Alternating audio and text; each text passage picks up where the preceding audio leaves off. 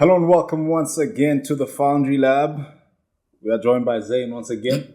Why are you laughing? No, just like, How you feel about being back? Another thing, you're gonna be seeing Zayn's face quite regularly because he's the co-host of this thing now. So I'm gonna have quite a number of monologues, but when I'm not doing the monologues, Zayn is gonna be here.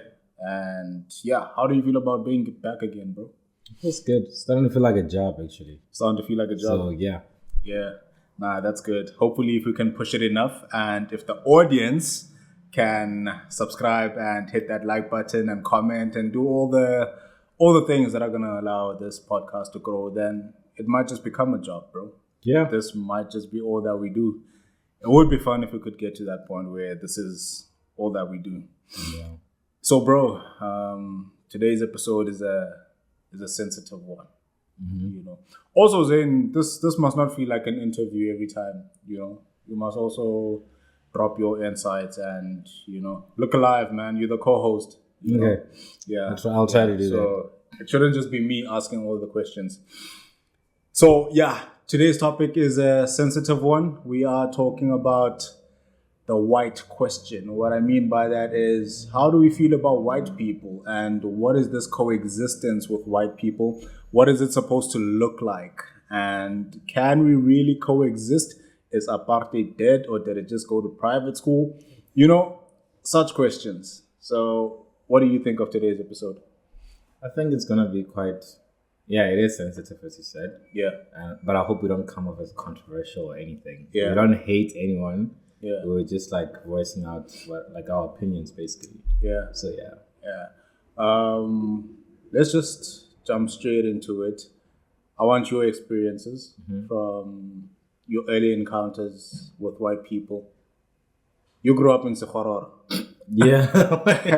I did not even say No, anything. this is how you ask the question. Yeah. So, what was it like growing up with white people? What were your early encounters with white people? Well, where I come from, like, you can only see white people at the mall, probably. Yeah. You have to drive like hours to see them. So I don't really have, like, from an early age, I didn't really have any experience with them, like an actual encounter, because I come from a very small village, which is just black people. You can hardly see. Like, if you see a white person there, then it says, wow. Okay. Yeah, I don't know, why would they be doing this horror? Yeah. But yeah, no, my early encounter with them, it wasn't bad. Like, it was just like regular, no hate. What about you? For me, I think I encountered coloreds before white people. So just the idea of speaking Afrikaans. So I heard it first from coloreds. Because I grew up in the Western Cape. I was born in the Western Cape, in Paarl. You know, for anyone watching and was familiar with those places, that's home. You know, so I grew up in Paarl. I went to school in Paarl, and I went to a colored school. Yeah, that school that I went to, we're gonna talk about it. There's an interesting story behind that school, but that's a story for another day. So yeah, it was with coloreds. I was at school starting grade 1. Bro, I was drinking water from the tap. Yeah. But now there was a hose pipe connected to the tap, so we had to drink from the hose pipe. So now I'm drinking there, and then I finish. And now this other colored dude, he comes, he's drinking there. So in my head, I don't know what was going on, but I was playing with the pipe while he was drinking. And so, hey, bro, the man snapped, bro. It was like, say, lossy pipe, you know? Hey, I don't know Afrikaans. I also don't know what that means, but that sounds bad. It's like, leave the pipe. Oh, okay. Leave the pipe, yeah. Say, lossy pipe. It's like, leave the pipe. I'm like, okay. I don't know what it means at that time, bro. I'm so young. Crash, I did it in the hood, bro. In Begwin. It's a hood in Paarl, you know. Yeah. Paarl is just one of those small towns within Cape Town, you know. So later that day, I asked my mom, what does lost the pipe mean? You know, she tells me, because she also has had encounters with colored people and white people, because at that time she was working in farms, you know. Yeah, story for another day. But fast forward, I moved to Worcester, still in the Western Cape. This is when now I start encountering white people. I'm in class with white people. You know, I still remember Jonah for some reason, bro. Yeah. I was a cool white dude, bro. This time I'm in grade 2. It was a cool white dude, you know. I think I don't know. I don't remember the encounter exactly, but yeah, Jonah just comes up, you know. And also, I lived in Brandflay while I was living in Worcester. I lived in like a correctional service facility since my parents both work for the correctional services department, so they provide housing. And my neighbors were white. There was a neighbor just next door, and then behind us it was colored. So they had a strong relationship because they had been there, you know. Yeah. So they used to call each other Birman. Okay. Birman is like I can't remember the definition, but it has to do with neighbor. So were you the only black family like in that area? No, there was a couple of us. Okay. So I grew up with there were 5 of us in a group. There was me, there was Giano Treski, there was Grantham Fredericks, there was Tsepiso Mutasi, there was Bongandunta. So there's two colored people in the friend group. So we got used to speaking Afrikaans in the friend group because of them, you know. And yeah, English. So much that even when it was just us, you know, me, Bonga, and Tsepiso, we still speak Afrikaans with just us as the black part of the friend group, I guess. So yeah, and we used to play at Bola's house. Bola was this little kid, you know, from my neighbor. My neighbor was Hutter. Oh my god! Sounds that's very Afrikaans. Yeah. Hutter, and yeah, that was my growing up. Oh, there was a story, bro. My first, I kissed a white girl. I think that time I was in grade 2 or grade 3. Yeah, it didn't turn out so well, bro. Okay, what? Because now, if she's watching, but yeah, her name was Cornell, and yeah, we kissed. We were kids, bro. We were kids, and yeah, we kissed, and then I don't know how her dad heard the story, bro. So it wasn't just me who kissed her that day, bro. Like there was a couple of people. Yeah. Were they all black? So the dad comes through to my house, bro. So you're like the first one he went to? Yeah, the first one he went to comes there, speaks to my parents. It's like, you're seeing my daughter gesoen. What? Like, I'm just sitting there, bro. So they have the conversation. They're like, no, there's no issue with being friends, but what type of friends are you now? Yeah, because I said, nah, we're just friends. There's nothing happening between me and Cornell. Which is a lie. He's like, nah, yeah, I'm friends with your mother, but it doesn't mean we are kissing each other. Yeah. You know, that's his point. So now he tells my parents that he just needs to take me to go show him where Bonga stays, because Bonga is also one of my friends that kissed Cornell. Damn. So yeah, I get in the car, bro. I still remember it was a VW, one of those city golfs. We get in there, bro. It's like, go show me where Bonga lives. We go there. Hey, my brother, in there. So I go show him, and then he drops me off at my place. And he says, Asekyo Vusin, nabe Cornell. Dat sal nie mooi lyk nie, my seun. What does that mean? Meaning, if I see you again with my daughter, with Cornell, it's not going to look good. Anyway, brother, I left it, dog. So that was that with my first...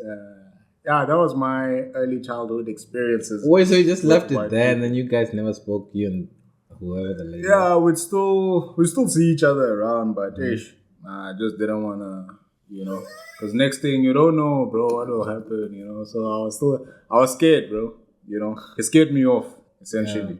Yeah, so that was my early interactions with white people. Yeah, and you said you didn't have that many. No, I didn't. Yeah. What's your relationship with white people today? What or how is it? Yeah, what's your relationship and how is it? I think it's quite, it's okay. Let me put it that way. Because I do have white friends that have never made me feel like less human or belittled in a way.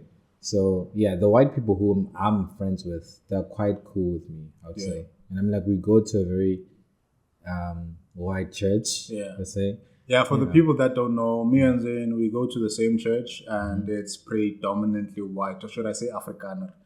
Is it cool to say white and black? I mean, it's a term that is used, but somehow it still feels wrong. It still sounds offensive. It does sound offensive. You know, is there a difference between Afrikaner and white? Well, there's different kinds of white. Oh, yeah. But do Afrikaner people like call themselves white, or they just Afrikaner? I think they just say I'm Afrikaner. Okay. You know, I don't know what, because there's a difference, because there's also English speaking white people. Yeah. You know, because I know I was in Cape Town, and whenever you see a white person, and since I know how to speak Afrikaans, I'll be like Mora Uema Mora Tani, you know. And one day I was hiking up Lion's Head in Cape Town. So I see a white person and I'm greeting, you know. Mora Uema is like, what's that? He was confused. Yeah. And then he started speaking English. Oh. Like English. Yeah. You know. And I'm like, oh, okay, there's a difference. You know, because not every white person you see is Afrikaans speaking. True. You know. So I guess then, there's a distinction. So I guess to just put them all under the same umbrella, it's safe to say white, I guess. Yeah. You know. And until there is no better term, that's what we're going to use, you know. But at the same time, man, when we're speaking about white people, I don't want to be offensive. Yeah, you know, true. Because there's a lot of content out there that is divisive. Divisive meaning it divides. So we don't want to divide, you know. We want the rainbow nation, you know. So we don't want to divide in that sense. So, but yeah, until there's a better term, we're going to use the term white. And this content is not to offend anyone. It's not to divide us, but it's just to unify us through conversation. So that is what we are trying to do here.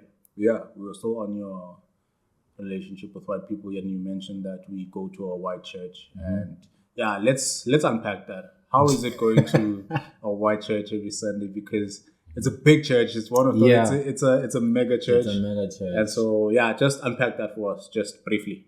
I'd say it's different compared to like all the churches I've been in. Yeah. The fact that it's predominantly white is like even the culture is different in itself. Like how people dress, you know. Because the first time I went to a white church, I remember, and I saw how like ladies were wearing jeans and all of that. Where I come from, bro, that is pretty much that is a disgrace, basically. Bro. They do more than wear jeans. Exactly. They wear shorts, bro. Exactly. You know, exactly. And I guess there's nothing wrong with that. No, depending on the church and its culture. But for us, coming from a different background as black people in that white church, we look at it differently. We're like, yo. Isn't that a bit too short for church? Yeah, there's always that thing of like, oh, but I feel like especially that might when be you a see bit like much. one of those mini skirts and it's stockings, it's giving, you know. So that was a bit of a culture shock to me as well. So you were still saying, but like the good part about it, I think you can just wear whatever you want when you go to church. You know, because back home you need to drip out, bro. For church, you need to. Like there's that outfit that you need for Sunday, you know, only. But here you can just wear like shorts and just a nice t-shirt and sandals. That's all. But if I'm going to a black church, it's like no. What are you doing here, bro? You know. But I would say it's definitely a good experience. And it's a mega church. We can't really compare it to just like small white churches, because with a mega church, it's like, I don't want to say nobody cares per se, but it's like after church, everyone just minds their own business, goes their own way. Yeah. But in terms of culture, I'd say it has a different culture. Yeah. Also as to like, the type of songs they sing. Yeah.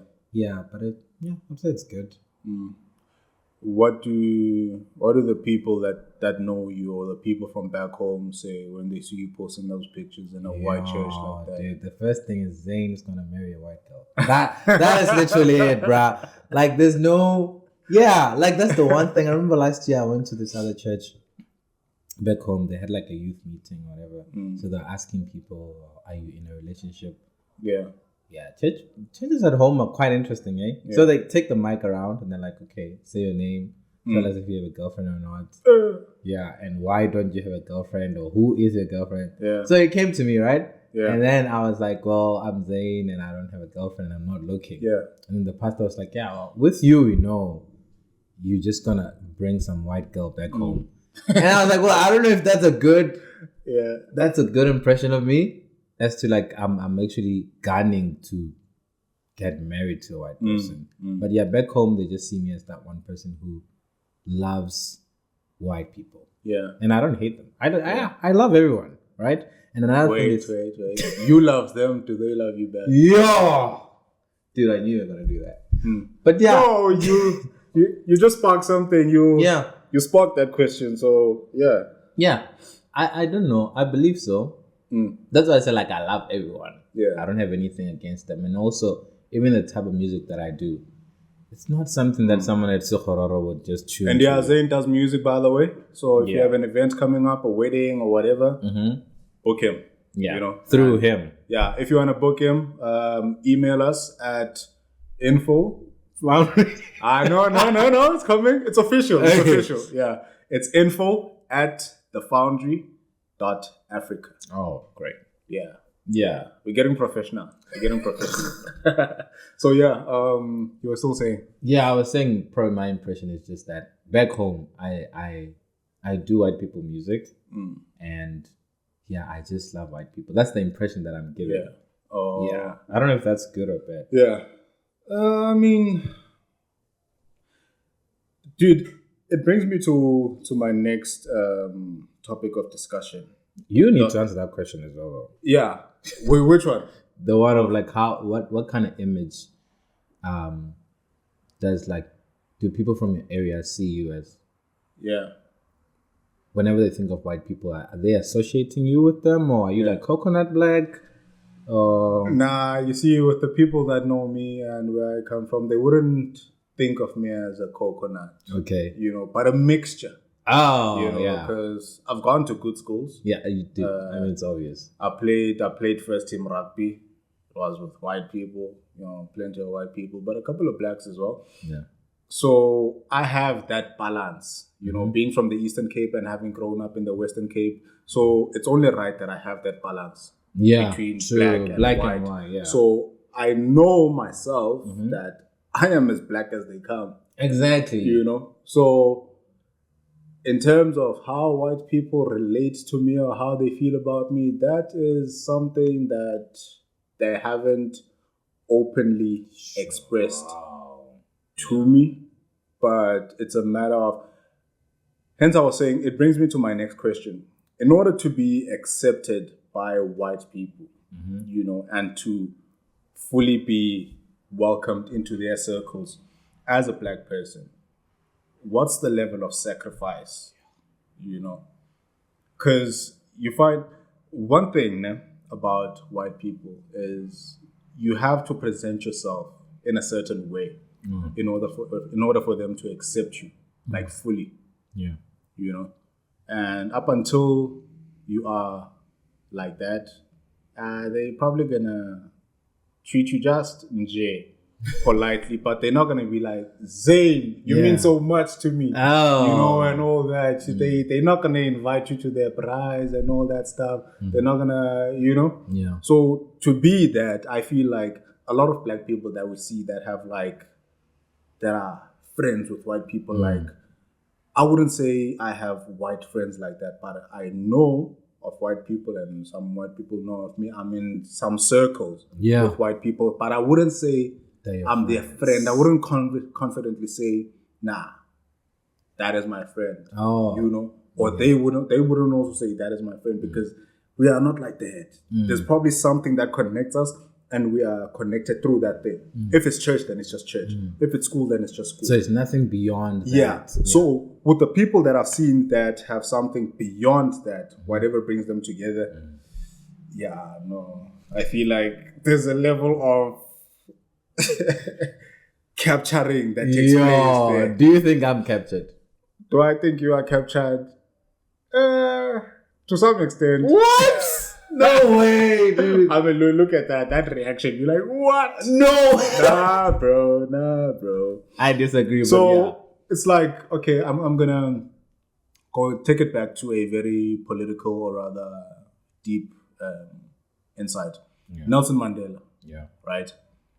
When he started schooling and going to white schools, they had to give him a different name. Else Nelson.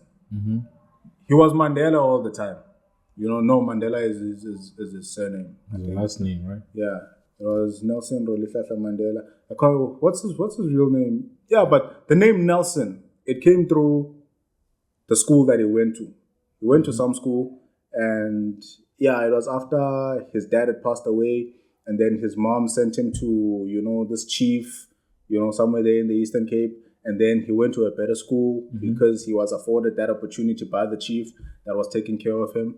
And yeah, they gave him the name Nelson, among many others that went to that school, because now the chances are they're not going to be able to pronounce Sekhoben, so you must have a white name. That's where the idea of, as black people, because it's common practice, that thing of, as a black person, you have your black name and you have a white name.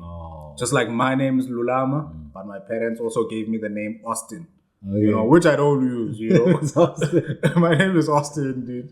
So that's on my ID, bro. That's on my so ID. white, yeah. So it's that whole thing, bro. And then it became a norm then to, I guess it brings me, I'm going to digress, but it takes me to the whole thing of certain things happen, and then it becomes a norm. Because if you would ask our parents now why we have two names, a black name and a white name, I guess, they wouldn't really be able to tell you. Yeah. They'll just tell you, it was just common practice. Yeah. But if you really trace it back, when I traced it back, I realized, back then, in order to be civilized, we had to change your name. Hence, even back then, if you were baptized, you're also given a new name. Whoa. By like your priest or something. Yeah. Oh. And that name was typically white. So, yeah, the question was, what level of sacrifice do black people have to make in order to be accepted into white communities? Because right now, you or I, we probably wouldn't be accepted into Orania. Up until we actually conform and, so the question is conformity. Like, how much would you have to give? Yeah. In order to be accepted into these communities. Or do you also share the sentiment? Do you also share how I feel about this thing of having to conform first before you are accepted? I don't quite really know. Just open the door, bro. Just open the door, dude. Why you doing that? But yeah. Yeah, I wouldn't, I don't know. It's a bit of, I do believe that, but I didn't have that experience of like having to give up a part of me just to be accepted into their community, in a way. I only have two, bro. I have two white friends. So I can't speak for everyone else, right? Yeah. But like with them, I've never felt like I had to give up something in order to relate to them in a way. That's why I said then they've never made me feel like I'm less of a human or just because of my color, I'm like, So I can't really comment on that.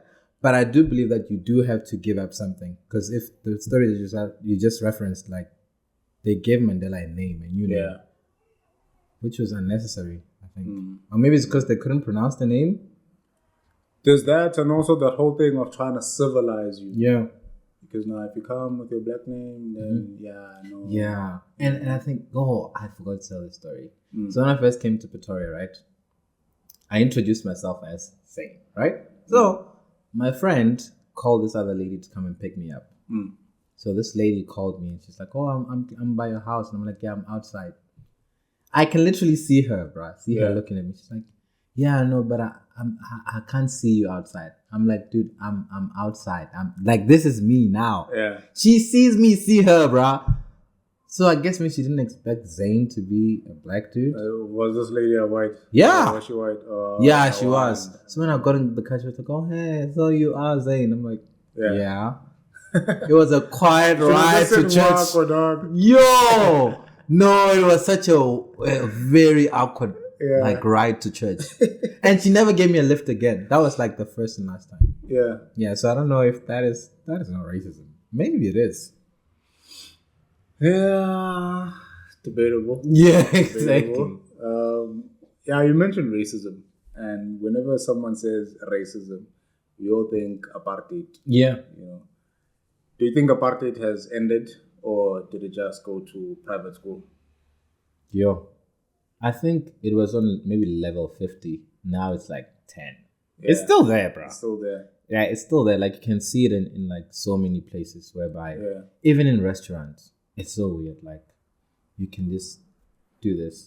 Hey, Oh, that is hey, bro. Speaking of restaurants, there was this one time. I was still studying in Cape Town that time, and we went to Cape Town, right? Like, yeah, like the CBD. Yeah. Wait, is it?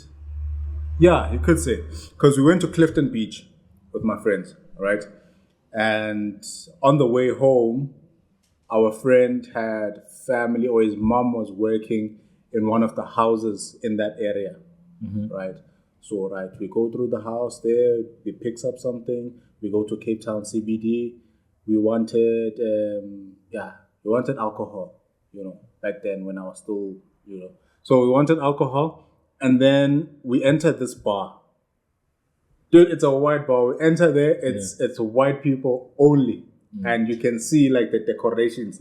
This is Afrikaners. You can see the Springbok watwa there. Yeah. You can see those horns. Yeah. As soon as you see those things, okay, Afrikaners. It's Afrikaner territory. We enter there, bro.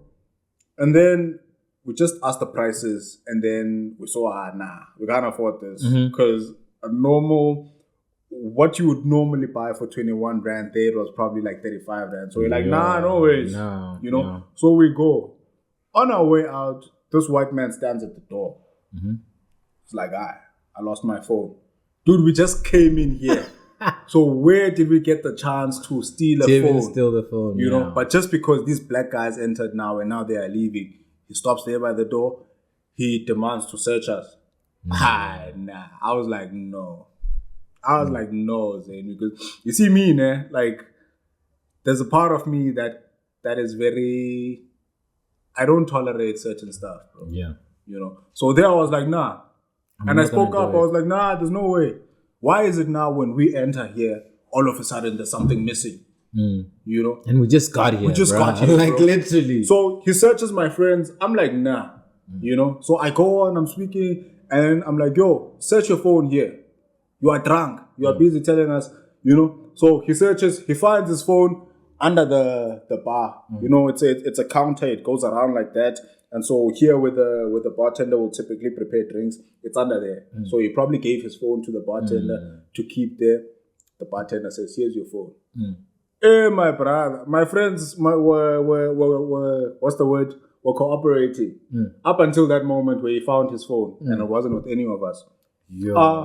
Hey, my brother, the words that were used that day, we can't repeat them on this platform, but yeah, it did not look cute. So it brings me to the thing of there is still that there is notion of, or rather, what's the word? I guess, there is still that thing, that legacy of apartheid, even though it's not openly expressed like that, it still exists. Yeah. Hence I say it just went to private school.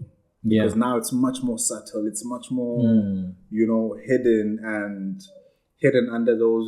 Do you know that smile that white people give when you just pass by and they greet you? Have you seen those? Now to go around looking at smiles, dude. Nah, bro. There's that specific one. Okay, so what does that mean? What does it mean? Is it like, why are you here? Or... Yeah, like I don't know how to describe it, but I think Trevor Noah once mentioned something along those lines in one of his stand-ups. He was just talking about how when you are booking tickets for a flight, he mentioned that experience at an airport, and he called it a malfunction by white people. When they see something and they want to attribute it to being but black, they can't. They have that thing. So he called it the malfunction, so like the wires are tripping in there. So there are still those things. And then the one I hate the most, bro, and I experienced this recently. I won't say where, but it's at a space where, we frequent. Okay. So I must stick I mistakenly bumped into this white dude. You know, I don't know if it was me or him, but we bumped into each other, just shoulders. You know, and I said, "Excuse me," and then I ended it there. He said, "Excuse me" as well, but he just stretched it, and then I was like, "Dude, you could have just said excuse me and kept it moving," because now he did that thing of he said excuse me, and then he started speaking vernac, you know, but he was butchering it, you know, and it didn't come from a point of, you know, I just dude, I hate that.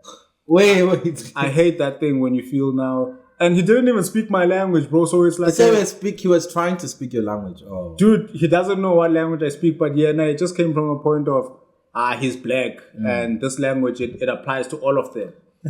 You know, I don't know whether he was speaking. I didn't hear anything he said, bro, because he didn't speak English. He didn't speak Afrikaans. Because if he spoke English or Afrikaans, I would have heard him. I would have heard him clearly. But he spoke some other language, I don't know, trying to speak one of the African languages. And then now I'm like, dude, that was not necessary. Because I'm Xhosa, I don't know what language he spoke, but it didn't sound like Xhosa at all.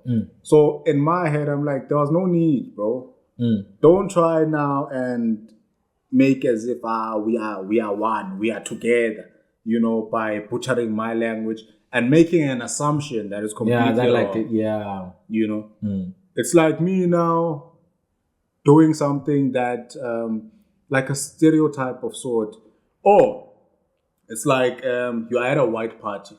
I experienced this once. It's like me playing Captain, Funny Sailor, when I'm sitting with white people, just assuming that that's their jam. Oh, you know? Okay, I get it. That's how I felt about it, and that's the best way to describe this situation that I'm talking about.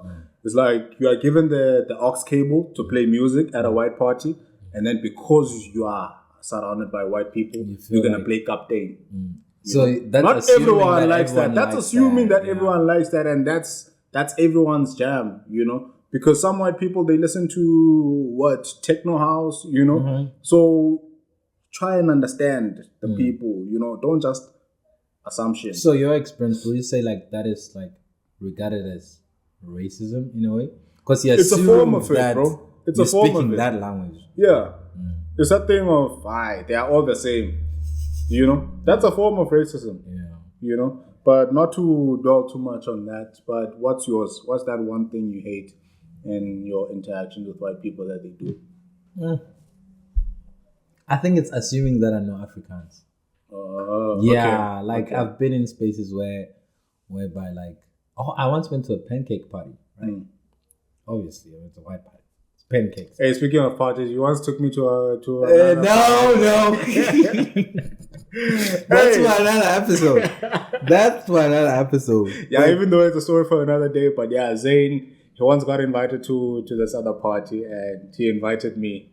When you got there, it's story for another day. Because if I try to say it now, it's not going to be politically correct. Yeah, true.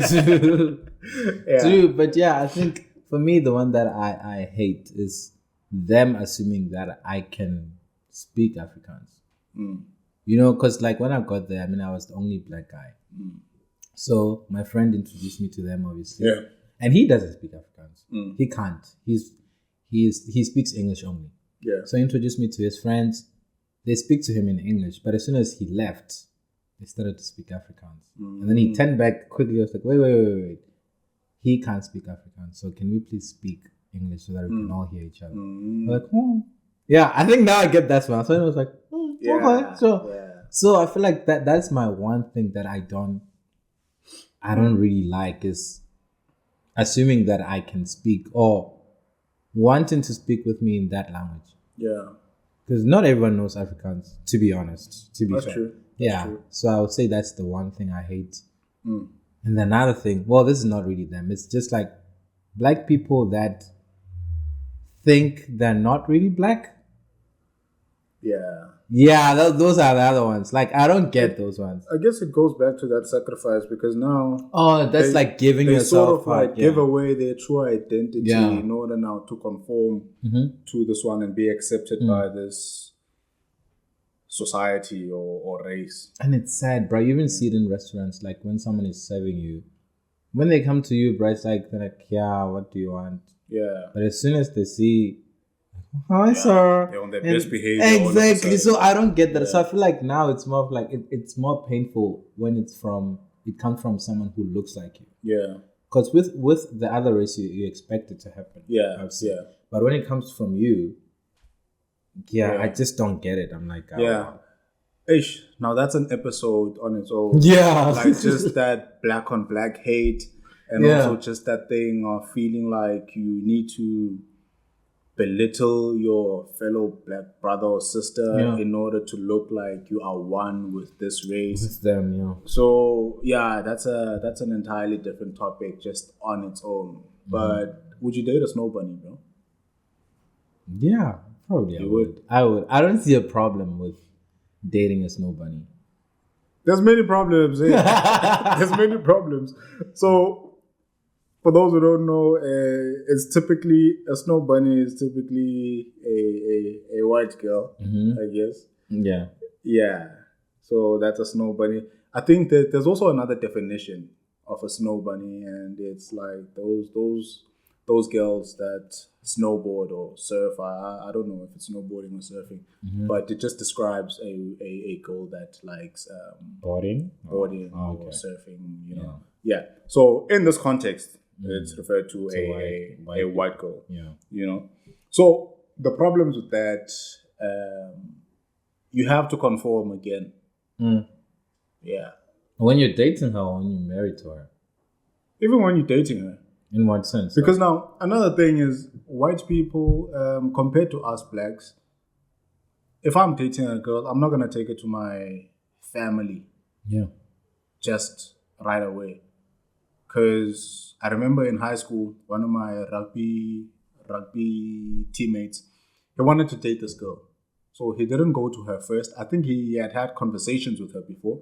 But in order to start dating her, he texted the girl's dad to ask for permission. Would you do that? No. Exactly. So it's different for us, you know? Yeah. So now, to even do that, you first have to be accepted by the father. Oh, yeah. You see? Because even if, let's say, you don't go through that route of asking the permission from the father, you're probably going to ask her, and she's probably going to introduce you to her family. Are you just going to come with your black self there? Or are you going to polish your image first and present yourself a certain way? You're most likely going to... Yeah, but the worst part about that is like you have to pretend to be someone. How long are you going to keep up with that? Exactly. Because now you're dating this person. Yeah. Yeah. So that's what I would say is one of the issues with dating, interracial dating. Yeah. Because now you first have to present yourself a certain way. Yeah. You know? So... But wait, do you think if you, let's say you date a snow bunny, right? And she has to introduce you to her family. If she loves you but the family doesn't, do you think it'll be chai? Like it's over? Because she loves her parents for sure. Yeah. I guess there's certain things that parents can't do. You know, if the white girl is happy with you, Zayn, there's nothing the parents can do. Yeah. They can scream and shout and do whatever. But if that girl is set on her decision, there's nothing that they can do but to accept. So it gets to that point if she really loves you, you know. But how often does that happen? Yeah. You know. And also, I feel like I would date, but I'm not sure how I feel about marrying. Okay. Yeah. So you would just date, not marry. Even though it would save me in terms of lobola. Yeah. I think in terms of... If I'm dating a white girl, there's no need for me to lobola, pay lobola, you know. Yeah. So you don't see yourself, there's no chance of you getting married to a white girl. I wouldn't say there's no chance, but I just don't feel about it right now because there's just a lot, bro. Because I take pride in being Xhosa. Yeah. I take pride in being black, you know. And I'm purely Xhosa, you know. Because when you come to Gauteng, you speak to people, they are a mixture, you know. They'll be Xhosa, Mama's probably Tswana, yeah, you know. So there's always that mixture, you know. I take pride in the fact that I am purely Xhosa. There's no mixture. Both parents are Xhosa, Yeah. you know. So as a result, you can Xhosa Xhosa. Yeah, well, so now I also want my kids to have that, you know. Plus, if I have kids with a white person, then now my kids are colored. Nah, bro. Nah, bro. Because now there'll be confusion. I want them to have no confusion, bro. I want them to, you know, be straight up Xhosa. You know. So that's one of my issues. And also, I come from my roots. They get very rural. You know. So imagine now, Abokoko is Lalini, dog. They have to speak English now. And Ukoko has never spoken English. Now, because of Fululama, she has to speak English. You know? Also for myself, in my household, like, I feel like English, past 8, you can't still be speaking English, dog. Past 8 o'clock. Yeah. Because I just came back from work. I've been speaking English all day. I've been sending kind regards. At 8, I'm tired. Now, the English bundles are gone. They're running out. But status stores are open. So, yeah, that's how I feel. That just that whole thing of now. Because when I'm pissed, I default to Xhosa. Oh, yeah. You know? I think that's the sad part of it. Yeah, when I'm pissed, I default to Xhosa. So now, I don't want it to feel like some type of way. Yeah. You know, because she doesn't pissed, know your because language. she won't understand what I'm saying in that moment. You know, I wanted to understand everything. So that's one of my issues. You know, and yeah, just the whole family dynamic. So when you say there's no problem with dating, No, but now that you said all of that, I'm like, whoa, okay, I don't know if I'm ready for that. Yeah. So those are always my issues. And the whole thing of having to code switch again. Code switching is that whole thing of now, if I interact like this with you, my black brother, soon as we get in a white space, now I have to act a certain way. That's code switching. And also just the language used. Because with you, I can speak a mixture of English and Xhosa, you know. So with them, it just has to be purely English, you know. Little Afrikaans here and there, you know. So just that code switching. Sure. That's the issue. You know. I need to rethink my life. But no, I didn't think of it like that, obviously. Because for me, I was like, well, I wouldn't mind getting married to one. Yeah. It wouldn't be a problem. Yeah. But now when it comes to like if you're pissed and annoyed, ultimately you just switch to your mother tongue. Yeah. And to her it might seem like an attack maybe. Yeah. Because she doesn't know if you got a wahafa or not. Yeah. Even how it sounds like very violent. Yeah. But I guess we'll see. Nah, you have to establish how you feel about that, and but for me, I like the idea of having a white girl. But you said you could date one, but not marry one. That's the problem. Could not date one. I'm just not. I don't know how to feel about that at this stage. Well, at this stage, I'm open to it, but there's just gonna be a whole lot of cultural exchange happening because for her to not feel like an outsider in my environment, you know, because it's also about her. Because imagine now you take your white girl to Khasefaro, you know, now everyone is speaking Pedi there. She doesn't understand Jack. Yeah. How do you think she will feel? Yeah. So that's another problem. Oh. She's going to feel like an outsider. Now she can't wait to leave. And when are you enjoying yourself? You are home. You are with people you grew up with. You are speaking your language, something that you don't typically do here in Gauteng because you're trying to accommodate other tribes. So it's also about her and how she feels. You know, so I have to accommodate that. White privilege. How do you feel about that? White privilege. Does it exist? It does. Yeah. I think it really does because I remember I once worked. I want to say where, obviously. Yeah. I once worked at this place and me and this girl were both interning, doing the same thing, right? And for me, I was getting about like 6K.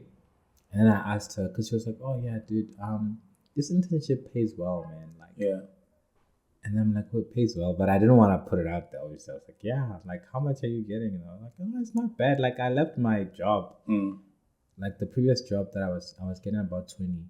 Now I'm getting 15, so it's not so bad.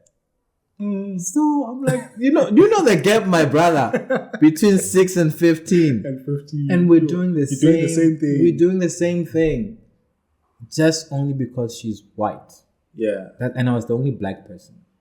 So yeah, it's white privilege sucks, man. Yeah. It sucks. And it's still there. It works. I think being white has like some kind of advantage to it. Yeah. Even when you're applying for jobs. But is that the case though? Because when applying for jobs, I guess it's in the public sector, like government jobs, where black people have an upper hand. Yeah, in government. But for us, what we studied, marketing. Yeah, it's more corporate. Yeah. And corporate and private sector, I guess, is owned by white people. Yeah. So are you talking about it from applying for jobs in the public sector or the private?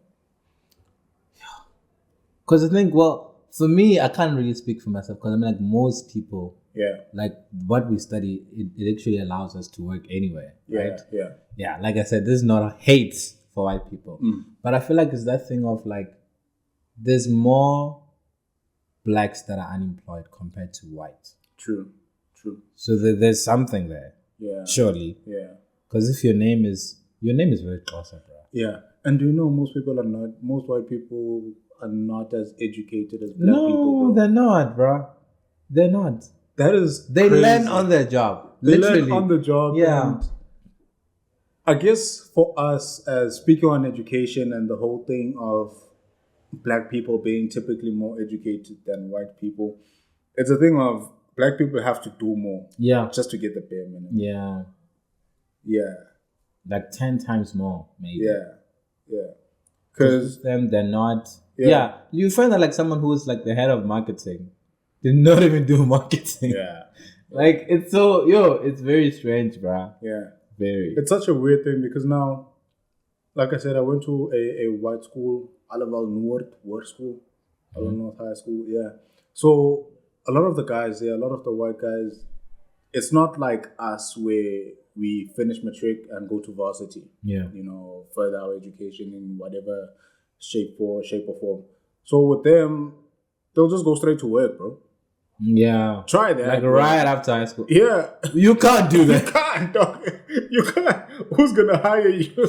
Yeah. Yeah, so it's a bit different. And yeah, again, that's a... So wait, they just leave high school and then they go leave high school, intern, bro, and then they go straight to work. But typically, it's always the jobs that require like your hands. Like working at, I know one guy that finished high school and went to Tire Mart. The other one worked at AutoZone selling car parts. But the one that worked at Tire Mart, I think now he's in a managerial position. So he climbed up, So he worked there. He's been working there for quite a while, So I guess the experience also speaks for him. But just getting into that door, you don't have that as a black person. But do we think of that though? Like if you finish high school, do you think of working in a place like that as a black person, or you feel like that's too? Yeah, I think because I think somehow we have black pride. People, we have pride. You want to work in an office, exactly. Yeah. So that's also one of the contributing factors. But it just goes to opportunity. Yeah. They just have the better opportunities, bro, because they'll finish high school and probably mom or dad runs a business. They'll just go and work for the family business. Or there's an uncle that is head of what in some corporate company. They'll just go there, work as I don't know what, but some entry-level position. So they have those opportunities better than us. Again, I'm getting so many episode ideas as we are speaking about this. So again, that topic is it's another episode on its own. Yeah, But I just wanna trying to process the whole thing of white privilege. So we can safely say it exists. It does exist. Yeah. It exists. Yeah. And I guess it would also be nice to get a white person to just speak on this. And on their behalf. Yeah. I actually have someone that I've been speaking to that might come on in the next few episodes. So yeah, maybe I'm going to ask him this question as well. What has been how has he benefited from being white? And in trying to process this, I imagine that the color being white doesn't necessarily make things easy for them. Oh no, it doesn't. But just the color of their skin also doesn't make it harder. Oh, okay. Do you get that? Yeah, okay, no, it makes sense. Doesn't necessarily make it easy, but it doesn't make it hard. But do you think we'll ever get to a point where we're like on the same level? Even that is an episode. But just to answer it briefly, I don't think we could ever get to the same level. So it's not possible. You don't ever see equality ever happening. Like not even like, I don't know, 50 years from now or 100 years from now. You don't see that happening. Even if we do catch up, they are also not standing still. They are also still developing. Yeah. They think about this. How many years now of freedom or democratic freedom or political freedom? Because there's a difference between political freedom and economic freedom. I mean, 1994 gave us the right to vote. Yeah. But it never gave us the right to own, because about 70% of the land in South Africa is still owned by white people. You know? So how many years now since democracy? It's like 30 or something. Yeah, let's say 30. So it's safe to say that white people are 30 years ahead. Oh, yeah. Okay. You know? Yeah. Both economically and mentally. You know, in a sense that we've been governing only for, as black people, we've been governing only for 30 years. You know, when we first came into a position to govern, they had done that before. Been there, done that, got the t-shirt, they have the experience. We were only just learning, you know, so they were ahead in that regard. And in so many other things, you know, they were first to take up CEO positions. So they are much more experienced in governing and managing and just living also. Because now, as much as it's culture for us, the whole thing of if we get married, we have to pay lobola. In the white community, if the couple is getting married, they're getting something from the family to start their lives. Whereas we have to give something to the family. So that's also something that comes through the development of the mind over the years. It's not just same time that you have that. So they are ahead, bro, in so many ways. And for us to catch up, it means that we would have to sabotage them somehow. It's like if we are getting chased by a dog now, I trip you because I see you are ahead, you know? Yeah. I'm going to grab you by the shirt in order for me to catch up and pass you, you know? So we don't want that also. Yeah. We don't want to sabotage anyone. But it brings me to the thought that I've been having recently. What if, because we are now the new generation, you know, the better generation, the more educated generation, the generation that is now able to go to a white church and be in a space and coexist together and praise the Lord together, you know. What if now, as this new generation, we also bring about reform, bro? We make things better, because we both come from at a point of understanding that, yeah, sure, we were not responsible for apartheid, but we can fix things together. So it's just that open conversation between young black people and young white people, and establishing a new vision for ourselves, you know. Which but are they comfortable to? Because you said you have white friends, or you've had. Yeah. Are they comfortable to talk about the history? They might not right now because there's no platforms that open that discussion. Oh, for them, But that's the reason why Foundry exists, you know, to raise those conversations and to have those conversations, you know. So that is what I'm trying to do with this podcast. There'll be many more white people to come on this platform, you know, because I'm trying to, you know, have conversations with a variety of people from different backgrounds, you know, and just have open conversations about real issues that we face as Africans and South Africans, So that's one of the things that we are trying to do. So to wrap it all up, we've spoken about our experiences with white people, how we feel about them, and how we feel about dating them, and what needs to happen in order to build a new South African vision. Yeah. To reimagine the Rainbow Nation. Because now that other community has completely messed up the whole rainbow. We can't. Dude. I wouldn't say messed up. This is the third episode, bro. Like, what is wrong? Yeah, the rainbow doesn't have the same meaning anymore. So we need to reimagine the Rainbow Nation. And it brings me to the question of now, as it stands, as black and white, they, them, or whatever you are, wherever you come from, whatever beliefs you subscribe to, do we build together or build alone? Or do we burn it all down? Because we could just easily do that if we are not. We are clearly not satisfied with how things are. Yeah. So do we just burn it all in frustration, or do we try and find common ground? I think try and find a common ground. Yeah. It works better when we all there's nothing more beautiful like unity. If we can all just be one thing. Which is difficult, by the way, but I think it's better if we all come together. Because if you try to build it by yourself, you still continuing what's happening right now. Yeah. If we burn it down, then there'll be nothing. Yeah. So there's only one building is going to be much more expensive. So I think we need to find that common ground. I don't know when. That's why I was asking, don't you think maybe in the next 100 years, maybe? Yeah. Because right now there's still a lot more. Yeah. But if we say in the next 100 years, we're not going to live until 100 years. So I think for anyone trying right now to find solutions to the problems that we face, we have to understand that we are not going to reap the benefits of whatever we do right now.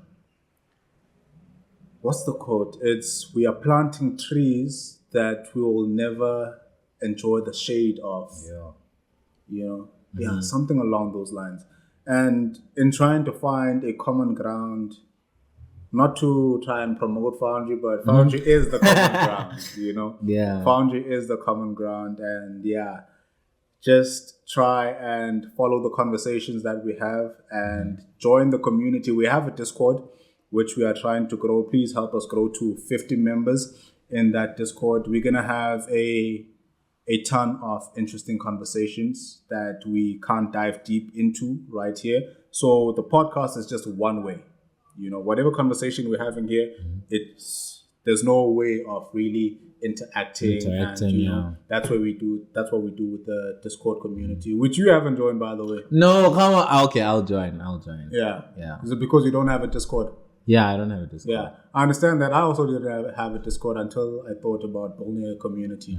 So now I have Discord. It doesn't even take that much. It's just like WhatsApp or any other thing. Just download Discord and join us on the Foundry server.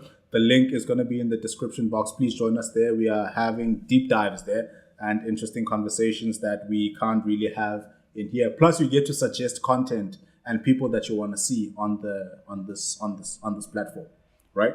So I said the common ground is Foundry. Now, this is what we believe in here in Foundry in terms of this conversations that we have here. At Foundry, we believe coexistence is not enough. We are after co-creation, co-ownership, and co-power. Powerful statement, right? You wrote that? Yeah. By yourself? Yeah. Oh, what do you think, Zaid? No, man, I'm just surprised. Yeah. That's very, it's very profound. No, I'd be having very deep thoughts at times, and I like to just write it down just so I can remember it. Yeah, it's like Lil Wayne. I know Lil Wayne doesn't write, but he says stuff and then he can't remember. Anytime he has to perform, he has to print his lyrics and then study them before the performance because he doesn't write them. He says it right there when he's recording, and then he forgets. So that's been the conversation today. How did you feel about today's episode? How do you think it will land? I think it will land well. Yeah. I hope it lands well. Yeah. Like we didn't say anything weird per Weird se. or controversial. Yeah, we were Yet. just. Oh, dude, no, bro. What? Why? Nah, Zayn, bro, you have to understand that some conversations are sensitive, and yes, we can't now try and walk on eggshells because some people are going to be offended. Yeah. There are things that are offensive and are warranted for people to be offended by, but certain stuff we just have to have those conversations, and if it's offensive, then rather be offended by the truth than a lie. You know. Yeah. So, yeah.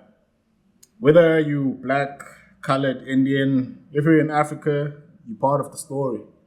But that's only if you are building with Africans. Another thing is people complaining about, the government this, the government that.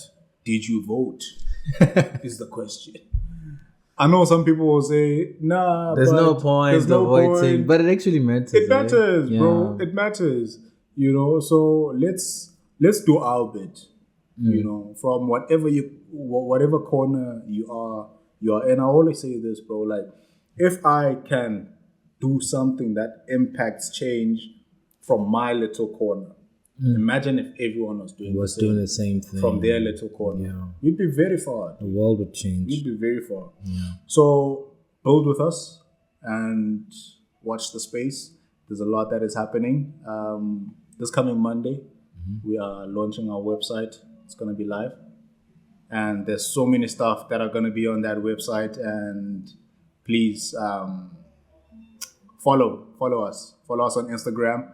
We are on Instagram right now. And subscribe to our YouTube channel where you are watching from right now. And like and comment and share with your friends that are also about building. And yeah, if you are not serious about building, I don't know what you are doing, but you have no right to complain about anything if you are not doing anything to try and change how things are right now. And that's it from me.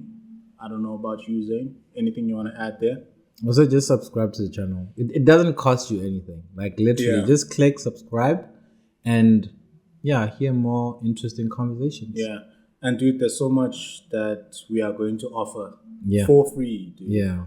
So when you say it doesn't cost them anything to subscribe, I feel you on that. Yeah. Because it costs us so much to put this together. Yeah. Time and effort and money recently. You know. So that has been today's episode on the Foundry. The whole point of the Foundry is to try and make Africa think again. So help Africa think again. Subscribe and support us in whatever way that you can. This has been the Foundry Lab. Until next time.